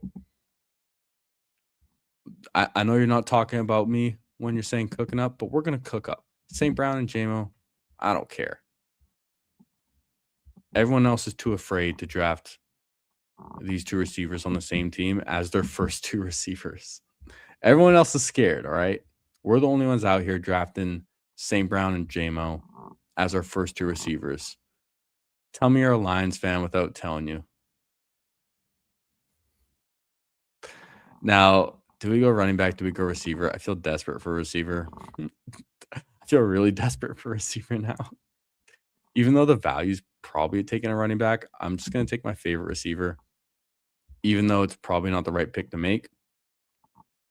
Reason I lean towards Parker Washington over Marvin Harrison here, even though Marvin Harrison has the week 14 bye week, he's just on a shitty team.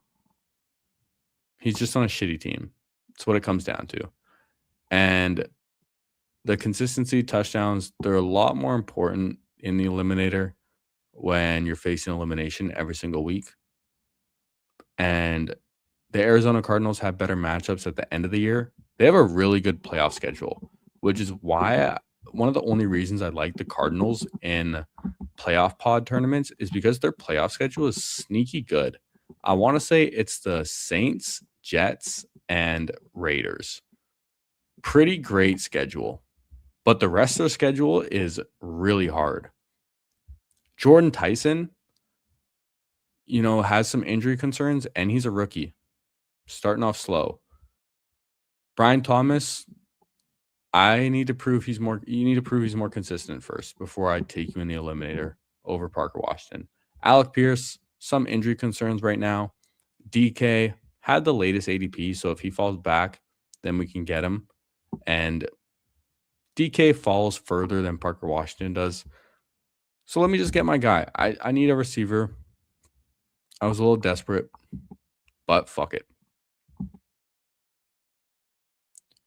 Yeah, Lions homerism is definitely activated. I mean, it's activated like every draft, but at least it's for a good team for fantasy. Like, without a doubt, everyone can agree that the Lions are a good fantasy team. No one's going to disagree with that, right? So at least when I have a lot of them, they're on a good team for fantasy. Does Jerry care? I think your name perfectly explains how I'm feeling. Amon-Ra Jr. Yeah, dude. Parker Washington actually does sneakily remind me of Amon-Ra. Just in the way he moves, his frame, and everything. And like it doesn't jump off the page at you, but it's just really good. Late round draft pick as well. Obviously, Amon-Ra broke out sooner and had less target competition, but pretty sneakily similar. Now, I'm taking Caleb here at pick 81. Unstacked, I don't care. Give me the value at 81 for Caleb Williams. And stacks, not nearly as important in the eliminator. Plus, I think there's arguably maybe a bit of an advantage to having a quarterback not heavily stacked with your top guys because their bye week is going to be different from your skill position players. Like, I don't have any other players on week 10 bye. So if we have less points at quarterback, then hopefully the rest of our team can make up for it. Not saying stacking isn't important, it clearly is, but you don't need to force it. It's not everything. Now the question is, would I stack Trevor Lawrence with Parker Washington, or would I get another receiver first? Well, Trevor Lawrence goes, but I was going to take Godwin regardless, I think, because I need to catch up more at receiver. And if Godwin hits, he's going to be one of the best eliminator picks you can make. When the eliminator first came out 2 years ago, last year wasn't the first year of the eliminator. Last year was the first year that the eliminator was head to head after week 1. But the year before they had the eliminator and it was pods each way where you like 6 out of 8 would advance. And then as you get further, like 2 out of 4. So it was more pod, not head to head. And that was the year Godwin got injured terribly, week 7, I think. I had so much Chris Godwin in the eliminator that year, and he was smashing. He was smashing with where he was going in drafts and what he was doing for fantasy. He was like a top 3 receiver when he got injured, I'm pretty sure. Top 5 at least. But man, that was a bummer. That's the thing about the eliminator, man. You low-key like the pods more? I think last year the high stakes one was still pods. So they do still have some pods, but it's for the high stakes, like the $100 drafts. Don't like Parker's zesty ass celebrations though. He was Godwin was wide receiver 1 in PPR. Yeah, dude, he was crushing that year. And I know what you mean about the pods. I was kind of thinking the same thing. Like, at least early on, I think it's easier to advance more teams because when you're grouped up in a group of like 10 teams or 12 teams and only the bottom 2 get eliminated, like if only 20% of your pod is getting eliminated, that's a 20% chance instead of a 50% chance going head to head with someone, right? Just on paper. So that alone, you're going to advance more teams further. And if you're just a sharper drafter where you're drafting like steady teams that are kind of like middle of the pack, then you can advance a lot of teams through. Those ones also paid out a lot later. I think you started getting paid out like week 8 or something like that is when you first got paid out instead of after week 3 with these ones. Now we're just about on the clock. I think we have to just take Jared Goff right here. I don't know if I want to push for Baker Mayfield. I'm not convinced he's going to come back to me. I have St. Brown and JMO as my top 2 receivers. I was saying about the bye week, we have it double stacked. So now we just add another week 6 bye, which doesn't necessarily feel the best. But at the same time, if St. Brown and JMO both smash, and if they both hit in the same game, then Goff probably going to feel pretty good. So I like this compared to the last draft more right now because we got 3 good running backs and then stopped. Instead of having 4 at Bayshell Tootin, because now I don't feel as thin at receiver, and I definitely feel better at quarterback. Jordan Love falls back. I'm not going to be drafting him. I think I'm going to be looking at a receiver right here. Worthy, Pearsall, Wandale. I think I'm just going to go Xavier Worthy. I'm going to take Worthy. One reason is I like some of the later San Francisco guys in the Eliminator more than Ricky Pearsall. Ricky Pearsall hasn't proven to be healthy in his career yet either, which doesn't make me feel as good in the Eliminator. I mean, Xavier Worthy had his issues too, but it's mainly from running into Travis Kelsey. And another reason I took Worthy is if Rashee Rice does happen to get suspended, probably going to be at the start of the season, which just increases Worthy's value a lot more if he doesn't run in to Travis Kelsey. Zero, this draft is falling perfectly for you. Damn. See, this is why I prefer to draft with you guys in the Eliminator, because at least all of us can advance still. At least all of us can still advance. And yeah, getting Jordan Love to fall right there is very nice. Tucker Kraft 103. Seems like Tucker Kraft's going to start week 1. That could be a questionable Eliminator pick just with injury, but probably going to come back pretty early.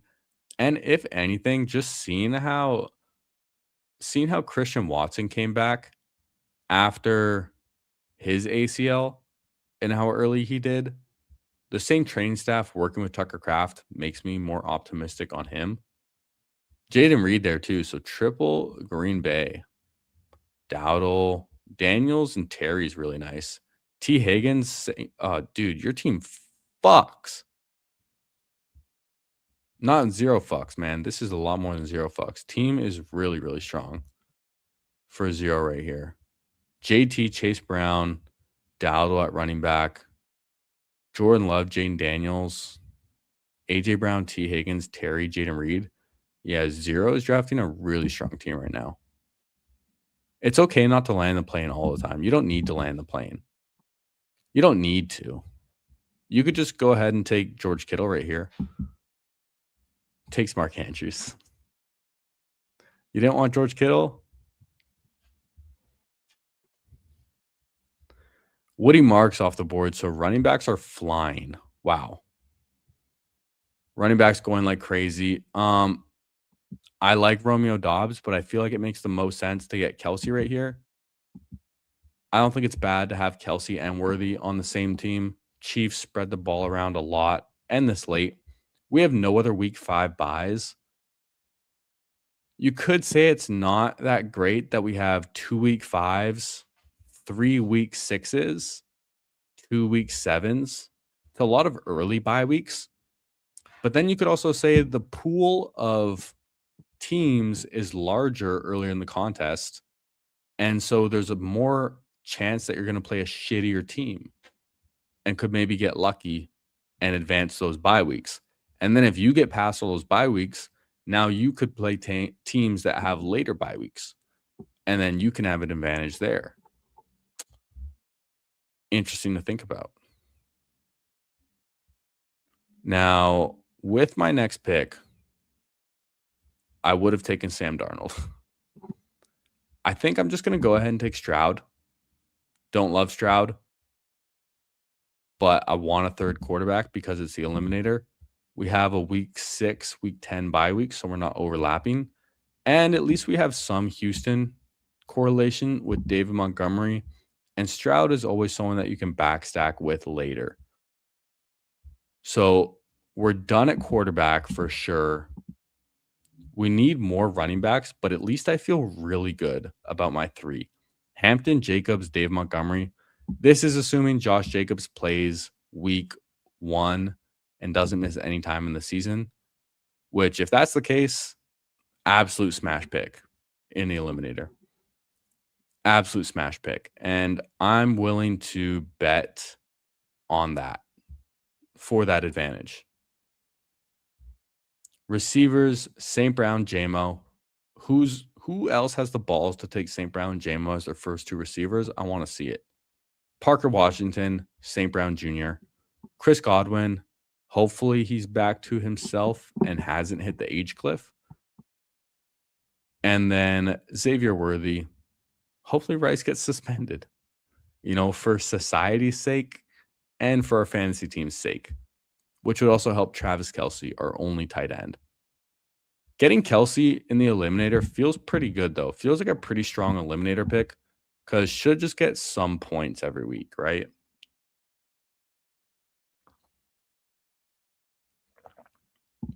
Maybe he just runs better in the end zone this year as well. Touchdowns were not so hot last year, but could change. Am I a biased Packers fan if I take 3 Packers players past ADP? Hell no, dude. Hell no. You take anyone past ADP, it's all good. At least $5. $0 doesn't mean you don't care. It means you're willing to live with the consequences of your actions. Yo, respect. That's deep right there. That's deep right there. Now, what actions is he going to possibly regret here? Definitely not Shaheed, because Rashid Shaheed, I think, is one of the best picks on the board, especially past ADP. Whatever tournament you're in. Yeah, 0 is smashing this draft.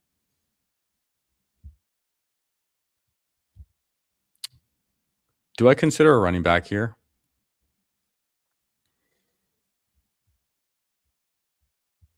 I think I need a running back. There's a pretty big running back cliff. I'm tempted to take tight end. I'm tempted to take receiver. But because this is the eliminator, I need a running back. Spears has a different bye week. I don't trust that running backs aren't going to go off in this range. I like Juwan Jennings. I like Juwan Johnson. But I think we had to take Spears right there.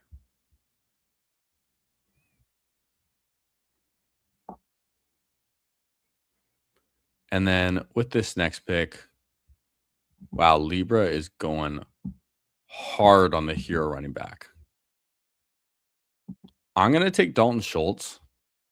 I have no problem taking Schultz over Sadiq in the eliminator. Perfectly reasonable to me. In fact, I would rank Sadiq pretty low in the eliminator. 1, he plays on the Jets. 2, he's a rookie tight end. So Travis Kelce, Dalton Schultz, just solid stability right there. Get another stack with Stroud as well. $0, continuing his dominance. Adding Sean Tucker on there as well. Pretty good pick in the eliminator, especially right now, because who knows? You could just get some really bad Bucky news. And then Sean Tucker is a 12th round pick. Never know. Diggs is in Mahomes' DMs. Yeah, I have heard some rumblings about Diggs possibly going to Kansas City. Also heard some rumblings about him possibly going to the Rams. A lot of questions, but starting to think maybe I should have taken some Diggs at his cheaper price. Did not take much. Torn between Kelce and Andrews for that reason. Yeah, I ended up with Kelce, which I'm happy with. Just an overlapping bye week, but oh well. Where are the kitties? I think they're sleeping on the couch right now. They're probably just cuddling together, sleeping on the couch. Do I still have this picture loaded? If so, I'm going to pull it up right now. Oh, I do. Okay. Are these not just the cutest fucking things ever? Seriously, this is how they sleep? They literally just lay face to face and hug each other? Like, is that not just the cutest thing ever? My goodness, dude. Yeah, I think Schultz makes sense in the eliminator. Just being less steady at a guy and a stack there with Stroud. Diggs in Washington would make sense, yeah. Jonah Coleman should be going undrafted in the eliminator. Thank you for your donation. I'm going to take Kamara. I'm going to take Kamara as my 5th. It is another week 8 bye week. I don't care. I feel pretty happy stopping with 5 running backs now. So that allows me to go with a 3-5-7-3. Going to be looking at 2 more receivers and 1 more tight end. Have my eye on some guys. Probably going to get some overlapping bye weeks as well, but this late in the draft, who cares? Bunch of receivers going off the board. And Tank Bigsby. So I'm going to take Trey Harris Want some more Trey Harris. And if his role just grows for the Chargers, or if like QJ gets injured or something, Trey Harris could be a league winner. Could be a smash. Really could. He was drafted in what, like the second round? Brandon Ayuk issued a arrest warrant for speeding. This fucking idiot, dude. Oh man, this guy just can't get enough of like eating ice cream and driving fast cars. I don't know, man. I've taken some Brandon Ayuk. Like I've mixed him in, especially on Jaden Daniels teams. I've mixed in some Brandon Ayuk, but I don't know if I can do it anymore, man. It's just so ugly. And the fact that like if he's gonna play, like he's not reporting to camp. If he's gonna end up going to the Commanders, he's probably gonna get cut like week 1. No training camp, no chemistry with the quarterback. Like how good is that? How valuable really is that? So especially in the eliminator, absolute off the draft board. No, thank you. And for everyone who hasn't already, do me a favor, man. Hit that like button. We were 3 drafts out here today. We've cracked 300 subscribers. So if you're not subscribed, join the club, man. Road to 500 now. Appreciate every one of you. Appreciate all the replay watchers as well. If you're watching on replay and you're almost 2 hours into this and you're watching the whole thing, really, really appreciate you, man. Really appreciate you. I know probably more people watch the replays than catch the lives. But oh, dude. Yo, we got a snoozer out here, man. Case wasn't subbed. This is why we have to say it sometimes. This is why we have to make sure. That's why we have to make sure everyone's on the same page. But hey, too bad you couldn't be part of the first 300. You know, you couldn't be a part of the first 300, but that's okay. You can claim top 500. All right. The goal is 500 by week 1 of the NFL draft. I think we can do it. Having a ton of fun doing this. Going to keep doing it as well. Okay, really easy pick for me is Antonio Williams. Again, I don't love a lot of rookies. This is our 3rd week 7 bye, which isn't great, but pick 201. Even if Brandon Ayuk goes there, probably wouldn't be on the field right away, right? Probably not even in football shape. The Washington receiver depth chart after Terry McLaurin is a big question mark. I think Luke McCaffrey is actually listed as the number 2 right now, but who knows, man? Maybe Antonio Williams does actually just produce from the start of the season. Jake Tonkus has taken Mike Gesicki. I'm going to go ahead and just take Greg Dulcich. This is a tall glass of milk for a tight end room. Travis Kelce, Dalton Schultz, Greg Dulcich. My goodness. My goodness. All 3 guys have a C in their last name, though. For whatever reason, I noticed that. But all right, we finished with a 3-5-7-3. I like this team more than the last eliminator that we did. We got Caleb Williams unstacked, don't care. Jared Goff double stacked with St. Brown, J-Mo. Who else is doing that as their first 2 receivers in the eliminator? CJ Stroud, we have stacked up with David Montgomery and Dalton Schultz. Running backs, Omarion Hampton, Josh Jacobs, who, if he avoids any suspension, if he just plays the whole season, absolute smash pick in the eliminator. David Montgomery, Tajay Spears, Alvin Kamara. Receivers, St. Brown, J-Mo, Parker Washington, Chris Godwin, Xavier Worthy, Trey Harris, and Tony Williams. So bye weeks definitely don't feel good. Bye weeks don't feel good. But if we can get past week 7, like if we can make it to week 8, then I like my chances. If we can make it past week 8, even better, because I have all the Houston week 8 buys. But I like the team overall. We just have to get a little lucky. But in the eliminator, you need some luck. Tight ends, we have Travis Kelce, Dalton Schultz, Greg Dulcich. tall glass of milk ass tight end room. Yeah, Trey Harris, sneaky good pick. Might be a staple in those heavier formations. I'm wanting a lot more Trey Harris. So when these contests first opened, like in January, February, I was all over Trey Harris. I was drafting a ton of him. And then I kind of got talked out of him a little bit with like, oh, they could bring someone else in. QJ's getting real talked up. Maybe Keenan comes back. Tight end. They just signed Njoku, but I don't know, man. Trey Harris, second year. Pretty sure he was drafted in the second round as well. Like, second year player on a good offense, drafted in the second round. Just that in general, pick 184, probably pretty good. Plus, we have Hampton too, so a little Chargers correlation. Happy with that. Let's take a look at Zero's team real quick. We'll try and look at some teams in the chat real quick. We got Jane Daniels, Jordan Love. I like that you stopped at 2.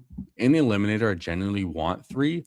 But when you get an elite guy like Jaden and you have Jordan Love so stacked up, totally fine stopping at 2. Running backs, JT, Chase Brown, Rico, Sean Tucker, and then just big upside swings with rookie running backs, Emmett Johnson, Nicholas Singleton. Receivers, AJ Brown, CeeDee Lamb. Why did I say CeeDee Lamb? Dude, I'm so dyslexic. I swear. AJ Brown, T. Higgins, Terry McLaurin, Jaden Reed, Stephon Diggs, Rashid Shaheed, Tyquan Thornton. Tyquan Thornton's kind of fun. I mean, if he just gets 18 points one random week, that could help you a lot. Tight ends, Tucker Kraft, Mark Andrews, Cade Otton. I do like going 3 tight ends, even though you got Kraft and Mark Andrews at a pretty expensive price. Getting Cade Otton, Kraft could start slow. Mark Andrews, pretty inconsistent and touchdown dependent. So getting Cade Otton there too to round it out, I like that a lot. Yeah, your team is very, very nice. Let's take a look at Dankeys real quick. Jalen Hurts, Matthew Stafford, Bijan Robinson, Jeremiah Love, Rashad White, Isaiah Pacheco, Emmanuel Wilson, Braylon Allen. I do quite like Emmanuel Wilson in the Eliminator too. I want a lot more Emmanuel Wilson here. Because if he could just play like 50-50 for the first like 6 weeks, Receivers, Nico Burden, Adams, Brian Thomas, Jordan Addison, Jalen Coker, Rashad Bateman. I don't love Rashad Bateman. Don't love Rashad Bateman. I do like Nico a lot. I like Coker. And pretty good receiver room overall. Goddard, Hawkinson, Terrence Ferguson. I mean, solid tight end room too. Jeremiah Love is the biggest question mark. If he can just be good early in the year, I think it's a pretty strong team. Hurts, Stafford, Adams, Hurts, Goddard, Stafford, Ferg as well. Dude, I don't know what you mean. Might be my worst team. I don't hate it. I like it, dude. I like it, man. 3+2 on the onesies. What I like to do. Yeah, you definitely have a lot more room for your skill position players when you do that. I don't mind going a 3-3 in the Eliminator, though. Typically in Best Ball Mania, I would almost never. Well, I shouldn't say that. I actually have a good amount of times because I just do really different builds. But when you get an elite, like I consider Jaden Daniels an elite quarterback. When you get an elite like that, you can definitely lean into 2. But I wouldn't consider Tucker Kraft an elite. So getting 2 quarterbacks, 3 tight ends, I think makes a lot more sense with the players that you have. Let's look at Sosky, Lamar Jackson, Tyler Shuck, Aaron Rodgers. Damn, Aaron Rodgers is expensive in the Eliminator, man. Holy. Jahmyr Gibbs, Ramondre, Kyle Monangai, Tyron Tracy, Kamani Vidal. A little thin at running back. A little thin, but hopefully Jahmyr Gibbs can just carry you. Receivers, Pickens, Olave, Lemon, Downs, Hunter, Jalen Naylor, Zachariah Branch. So some of the rookies in like Zachariah Branch, Mekhi Lemon worry me a little bit in the Eliminator just because I don't expect them to produce all that much early in the season. Travis Hunter is a big question mark. Could be one of the best picks or one of the worst picks. Really curious to see what his role is going to be. Loveland, Njoku, and Chig. I like the 3 tight ends too. Let's take a look at Brew Crew. We got Malik Willis, Bryce Young, Jacoby Brissett, Tua. Damn, the 4 quarterbacks. But when Malik Willis is your 1, why not in the eliminator? Stopping at 4 running backs, you definitely needed to. Brees Hall, Kyron, Swift, and Travion. Pretty solid. You can get a lot of points for sure. Puka is really nice to have in the eliminator. Just a true elite receiver. Marvin Harrison, Michael Pittman, Matthew Golden, Trey Tucker, Cooper Kupp, Christian Kirk. Couple eliminator-ass picks to close it out. But, I mean, I like some Christian Kirk in the eliminator. Really like Michael Pittman as well. Harold Fanning, Kyle Pitts, Gunnar Helm. Real strong tight ends. And let's take a look at Libras. I think that's the last one. Let me know if I missed your team. Joe Burrow, Trevor Lawrence, Sam Darnold. Really, really strong at quarterback. Running backs, not so much. Oh, gosh. Kenneth Walker, Aaron Jones, Brian Robinson, Tank Bigsby, Zach Charbonnet. All right, man, I'm not going to sugarcoat it. Zach Charbonnet should, I mean, you got him 202. But as your 5th, when he's not going to help you for at least half the season, I don't know, man. On a team where you have Tank Bigsby and B-Rob as your 3rd and 4th, I don't know, man. Aaron Rodgers is going to have to do Aaron Jones is going to have to do a lot of heavy lifting. And Kenneth Walker's, oh, what did I do? I just minimized my screen. This is what I get for using a fucking laptop and using the trackpad. Okay, I'm looking at my stream now. At least it didn't close for you guys. My goodness, man. Real strong receivers, maybe a little too strong. Justin Jefferson, Zay Flowers, Garrett Wilson, Jalen Waddle, DK Metcalf, Jacoby Myers, Romeo Dobbs. Romeo Dobbs 130 is a nice price, but I don't know if you needed to draft him. I think it might have made more sense in the eliminator if you stopped at Jacoby Myers. Just stop at 6 because Myers is a super floor play anyways. So if he's hitting your lineup, getting like 12 points as your 6, that's fine. Tight ends, tall glass of milk. Hunter Henry, Pat Freiermuth, Mike Gesicki. Okay, whose tight end room is more milk? Whose tight end room is milkier? Hunter Henry, Pat Freiermuth, Mike Gesicki, or Travis Kelce, Dalton Schultz, Greg Dulcich? Because Kelce might have the most spice out of all of these white boys. But now that he's with Taylor Swift, he's pretty milky too. Dalton Schultz is about as milk as it gets. Greg Dulcich, he's in Miami. So just being in Miami gives you a little spice. And he's got long hair. Pat Freiermuth, about as milk as it gets. Hunter Henry, pretty damn milk. Mike Gesicki, I mean, he's gotten better at gritting, so maybe he has a little less spice. Or maybe a little more spice, but we'll see. Yeah, plenty of room for all of us to advance, which is why it's fun drafting with you guys in the eliminator. We can all make it out. You know, you got to keep those reps in. Yeah, volume is huge. And pushing quarterback, dude, trying new things is real, real important in best ball. Doing the same strategy every time sucks. It sucks. For a schedule drop, makes sense to go 3-3. Yeah, I didn't do any eliminators before the schedule, though. I waited for that. It makes sense. Yeah, I don't love being an 8% bro either. We're just getting all the advice from Zero right now because he's out here badge mogging us with his green 20K badge. So we're taking his advice.